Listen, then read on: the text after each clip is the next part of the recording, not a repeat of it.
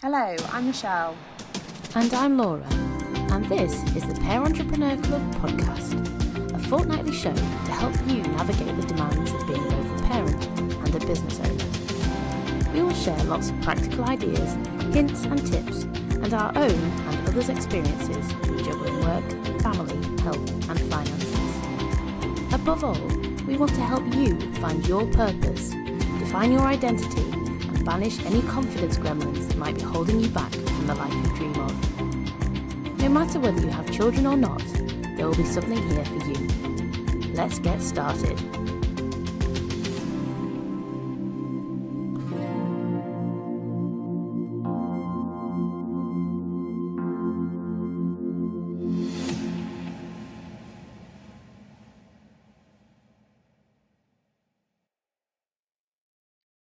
Hello and welcome to another episode of the Pair Entrepreneurs Club podcast with myself, Laura, and my friend and co-host, Michelle.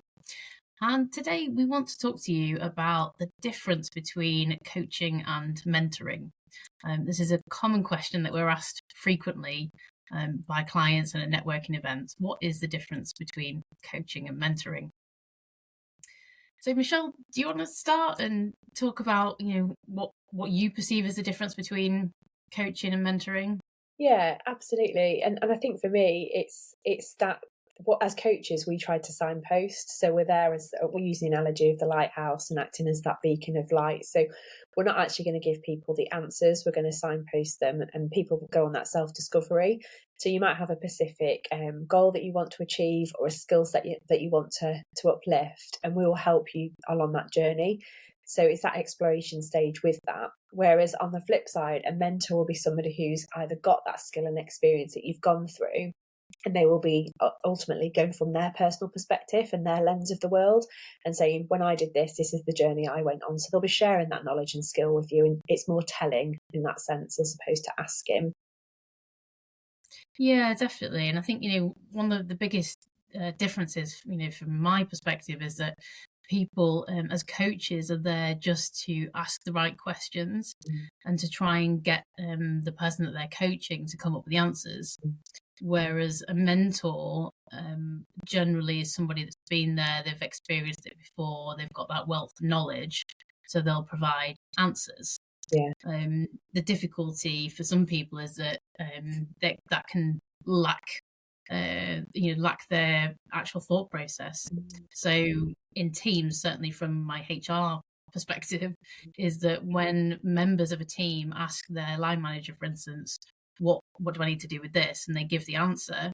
Yes, there's some mentoring in that and there is some learning in it, but it restricts their ability to be able to then come up with the answers themselves. And that's really the key thing, the differential between coaching. Yeah, absolutely. For me, it's that remapping. So it's long-term solutions. So people actually go through that journey of asking those questions and learning that behaviour and that skill. And it's everlasting in that sense. Whereas, like you say, the mentoring is somewhat more spoon feeding. So someone will tell them, and then that's kind of short-lived. So the relationship will be longer and more fluid in that sense. We find certainly with coaching and our coaching clients, it's far more structured because we want to understand from the onset what that skill or that goal might look like. And we put some timeframes and a contract behind that as to how we can help navigate through that time period. But the results are far longer lasting in that sense from a coaching perspective. Yeah, absolutely. And, the approach to how we actually come at mentoring and coaching is very different as well. So coaches are generally more directive. So they might give you some homework to think about, or set some expectations of how to prepare for the next session. So what we're doing as coaches is we're always pushing you to develop yourself, to develop your abilities, to take ownership and responsibility. And mentors take, I would say, a less directive approach. Yeah, absolutely. It's far more subjective guidance, and they draw from those personal experiences, and that's where we get this language, I did this, or this is what I experienced. Ultimately, like, it might be an example where, and I certainly had this when I was in-house before, you're going from a perspective of I'm umming and ahhing about changing jobs, and you might have a mentor who's been through that journey. So they've either taken that promotion or they've made that step out from corporate to self-employed. And so they're obviously telling you about their challenges and their experiences and how they've overcome them. So it's very self-centric in that sense, and sharing their knowledge and their personal lens of what's happened. Definitely, yeah. And I think it also depends on where you're at in your career, what stage of life you're at as to whether you need a coach or a mentor as well. Certainly for junior members of staff, and I can relate back to my early days of when I started in my HR career, I very much needed a mentor. I needed somebody to, to be able to ask questions and, find out the answers because I didn't know where else to go to. Whereas now, the coaching model is far more beneficial to me because I actually have a wealth of skills and knowledge and resources. It's just being able to tap into those by somebody asking me the right questions. Yeah, 100%. And the mentor would say, you go to your mentor to say, how would you do this? And they would be able to say, I would do X, Y, and Z. Whereas in a coaching relationship, the coach will say, how would you do that? What do you think you need to do? And elicit those questions back to probe the answer. So it's that mapping and that journey yourself, isn't it? So you're not actually being given the solution. You're actually learning that yourself, which is that subtle difference. So yeah, certainly I had a mentor with my finance director in my previous business. And so I'd go to him and say, look, how do I navigate this conversation? How do I take this to the board? I've never done this. I've never had this experience. And he'd say, well, I would do this. Whereas a coaching conversation would be far different. They wouldn't be telling me how to do it. I'd be going on that journey of discovery myself. Yeah, definitely. Yeah, and it is so, we're influenced by other people and we learn sometimes what not to do, by mentors or, people in organisations that we've perhaps had a bad experience with. I'm sure we can all relate to a line manager that we didn't get on with, for instance. So there's all learning in there. But I say when you're at a different stage in your life and you think, actually, I've got all this knowledge, the coaching questions, that's the quality of the question that you're asking depends on the quality of the answer. So what I see in a lot of people and the clients that I coach is that light bulb moment when they're actually able to have that thinking space and that time to just sit back and say, actually, yeah, I thought I wanted this, but when I'm talking through it, this is coming up. They get onto a much deeper level. A lot of my clients talk around metaphors and, getting into more of the subconscious level. And that's where the deepest transformation is. So for me, I take it as a win when somebody does that kind of, they sit back and go, oh, I've not thought about it in that way before. Yeah. I call them my aha moments when clients have the ahas. I think it's absolutely, yeah, the light bulb comes on and, it's like, oh, right, okay, oh, I've got it now. Yeah. And that then becomes their baby to take hold of and go, right, I own this now. Somebody's not told me what to do. This is my idea. Yeah, I completely agree. And that comes with that maturity, like you say, because I think in your early career, it's somewhat harder because you do as you set out, need that more of that mentorship. Whereas actually when you get to a role or you might be transitioning from corporate to self-employed, you know what you want to do. You've got the skills and the knowledge yourself to do that. But actually, it's that signposting that you need and that soundboarding. And I think certainly as a coach, different to a mentor, we're the ones who are going to hold those people to account in a polite and fashion way. But when we talk about directive, that's exactly what we're going to do. But I think one thing that I think is really important for the listeners, and hopefully you'll echo this, Laura, as well, is how you select the mentor and the coach. So we appreciate, not everybody wants coaching. There is a time for mentoring, but obviously that selection of that person is incredibly important, isn't it? And I'm sure we've both got our own individual examples of where we've had mentors over the years and we've had coaches, and you've really got to form that relationship with that person and know that that person's the best placed person to support you with those specific goals. Or conversely, if it's mentoring, actually be the person who's got the correct experience and skills to support you.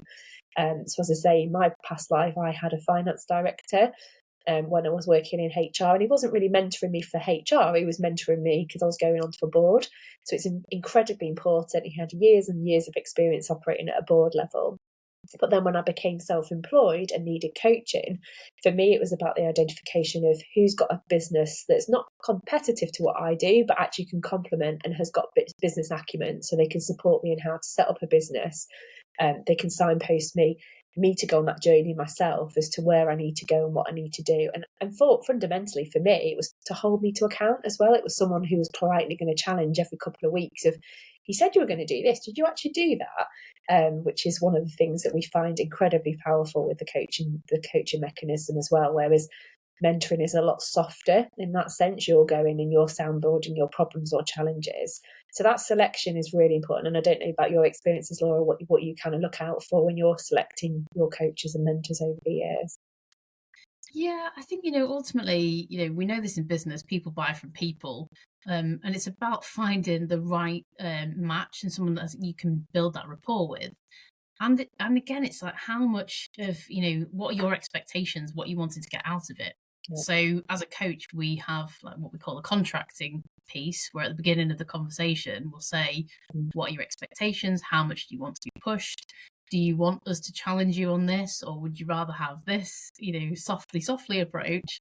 Because everybody's a little bit different. It depends on their sensitivities and how much, they're willing to develop themselves. And I think, we'll learn the most from having people that are directly opposite to us. So sometimes, I will go to coaches because I know that they are seeing things in a completely different perspective and can then broaden my perspective because they are so different. Yeah. You and I talk about this because we've got completely different personalities, and that's what works. Yeah. And even for our clients to be able to say, actually, sometimes I think my clients have said, you benefit from a session with Michelle, because you will have a different take on this as a different driver. Yeah. To just move things in a different direction that I'm not going. Yeah, definitely. I think, I've been described as a bit of a directional coach. I'm quite direct, but I'll set that out in that contracting at the start. I like to see people go on that journey of those results, but ultimately you have to obviously navigate that. And people, that's really important when you select a coach, around making sure you have picked somebody that you feel is going to be at your pace and your level and has the same level of energy that you've got, the appetite that you've got. But I think also that appetite for some of our clients is so important, that we just get what their language is, what they're talking about. We've had some clients recently that have been from a sector that I kind of worked in for 15 years, and it really helps when they're coming to the conversation and there's the talk and using the acronyms and the language. And certainly we've said before, the fact that we've come from HR backgrounds, people understand that we do understand the way business works, we understand the commercial world. So I think certainly for me, when I've selected coaches, that's something I've been incredibly kind of emphasised, the fact that do they get my take on where I'm coming from and what I'm talking about. So I wouldn't pick someone to talk about business who was a life coach and slightly holistic, because it wouldn't really service the needs of what I've got. They'd ask the right coaching questions, no doubt. But if I went to somebody with the context of trying to move my business forward, I'd feel potentially they wouldn't quite understand the commercial nuances of the way that the business operates. Yeah, definitely. And I think, again, that goes back to that question of, which is it you want in the coaching or the mentoring, and how can somebody drive that forward? It's from what we see, in the coaching industry, it is so vast and it's a very unregulated area. Yeah. So, we know from HR, finance, our corporate careers, you have to have, you have to be CIPD qualified, or, you're regulated by that professional body. In coaching, it's not necessarily like that. So whilst we fall under the umbrella of, being regulated by the Association of NLP, or like the MBIT accreditation, not everybody has to have that. Yeah. So, it's about defining where is it. If you want life coaching, there's lots and lots of platforms out there and online resources, that will give qualifications. So they might not necessarily be associated with, association of coaching or whatever that might be. So doing a bit of background research into what qualifications somebody has and, what experience they have, because qualifications isn't everything, as we've said many times before. Yeah. How can they help you either on a mentoring or coaching side, and it does that, is that the right fit? So yeah, definitely doing your homework.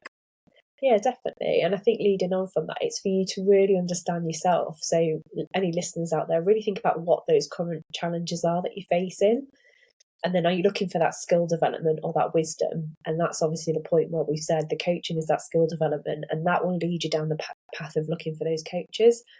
So then what sector am I operating in? What coach is best going to supplement that?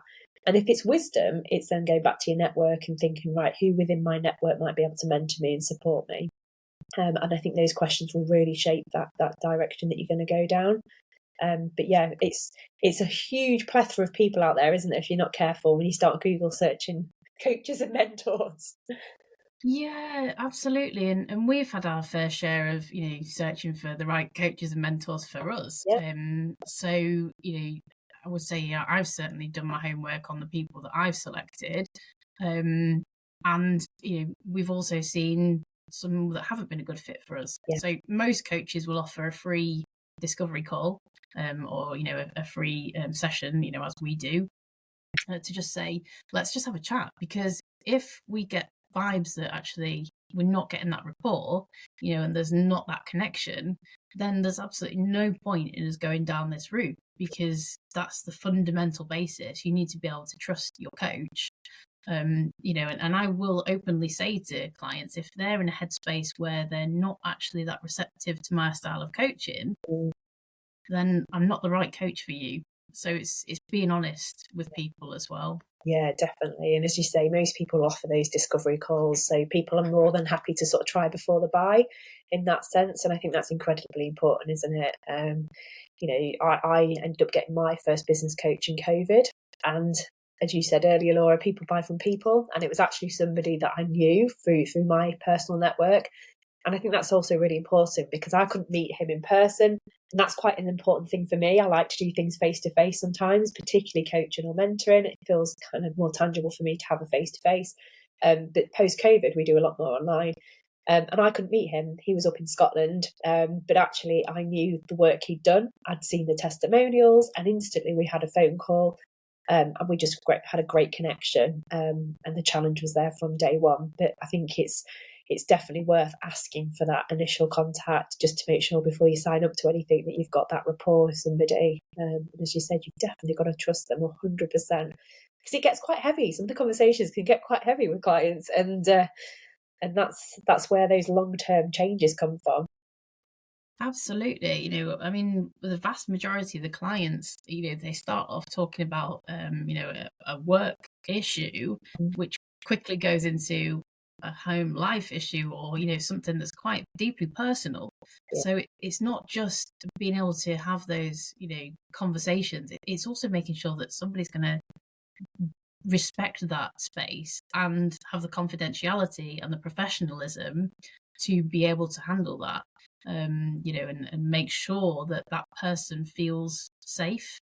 There's another part of this in that it's not therapy.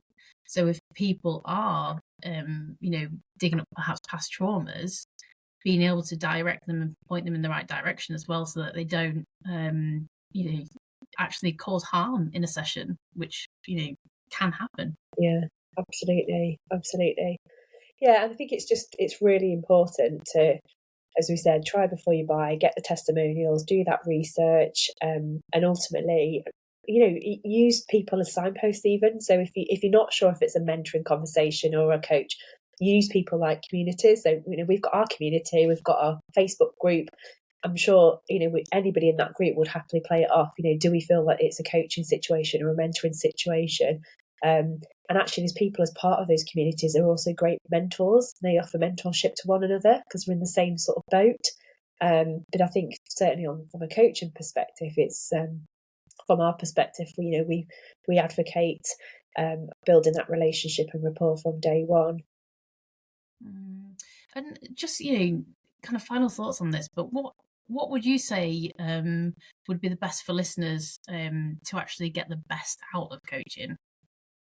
For me, it's having that clear understanding of what you want to achieve. So taking that time away and really, really, literally pen to paper, if that's the case, or going for a walk and thinking, what is the problem? What am I trying to fix? I always use the analogy of a cake. So what am I trying to make? What's my business going to look like? What ingredients need to go into it? What am I stuck on? Am I stuck on the ingredients or the recipe? And if it's the recipe, some of it might be the mentorship because it's someone's been there before and the recipe is the same for a Victoria sponge time and time again. But if it's actually the ingredients, because they can change, there can be subtle nuances. If you want a showstopper, then you need to ask that question. So what is it you're trying to achieve? What's that cake going to look like for you? And if it's a business challenge, or actually it could be more ingrained, it could be a real personal issue that you want to overcome. And I think for me, taking that time is incredibly important. Don't rush into it. Don't just sit there or we generally find, conversely, the other side, people wait and wait and wait, and they know they need to do something, and they leave it so long. Things are either going off track or disastrously wrong in their home lives or their work lives, and they've left it. So I think for me, if you've got that pit of the stomach feeling that something's not quite working for you in the business, then take that time away. Take a day out, go and have a walk, get some pen and paper, do what you love doing, and really take that time to reflect and think, what is the challenge and what do I want to fix? Yeah, absolutely. I mean, yeah, the for me, and I love the cake analogy, is what is it that I'm actually trying to fix? Because if you go into a coaching session not knowing, then that's, a huge waste of both people's time, because you need to have something that you want to solve. And I think the other thing that I find is that being open to feedback. Yeah. So what often happens in certainly in corporate organizations is that people are told to go to coaching, and they're not necessarily in the right headspace for it. So you've got to be open to challenge, to be able to grow. So things sometimes are quite tough to hear. Yeah. But the intention is always to move you forwards and to drive you towards your goal. And it's how you're able to perceive that. Yeah, completely agree. I think that's really crucial, isn't it? That those expectations right from the beginning of that relationship with a mentor or a coach, make sure the priorities are there. You both understand the commitments are involved, the time, the finances.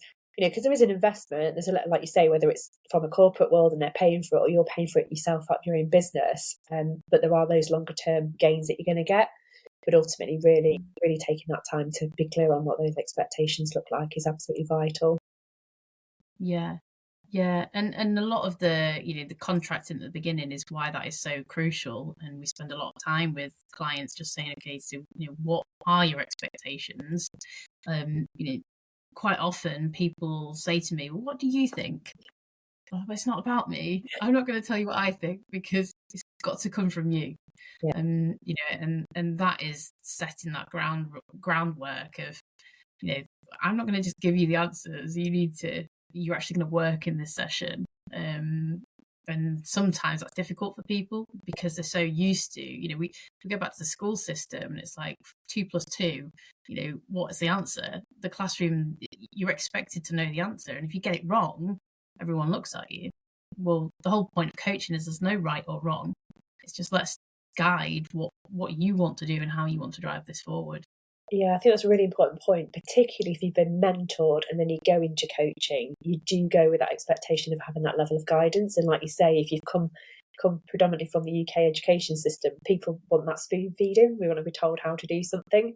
So yeah, as coaches, we have to work quite hard on that, don't we, to set that expectation. But it certainly works. It's just getting people's mindsets and meeting those expectations that we're not going to give you the answers, but actually longer term, what you are going to get is a skill set that allows you to go on that exploration, that journey yourself, which is far longer lasting.